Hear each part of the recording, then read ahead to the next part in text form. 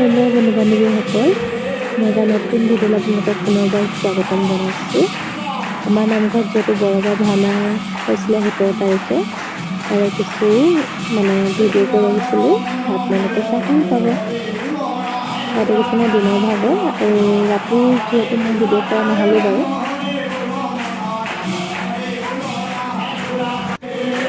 আপোনালোকৰ ফালে বৰসবাহ ভাওনা হ'লনে জনাব দেই। আৰু যিহেতুকে আউনীআটী সত্ৰ মাজুলীৰ পৰা গায়ন বায়ন আহিছিলে আৰু তেখেতসকলো অকণমান মই ভিডিঅ' কৰি ৰাখিছোঁ, চাই কেনেকুৱা পালে জনাব।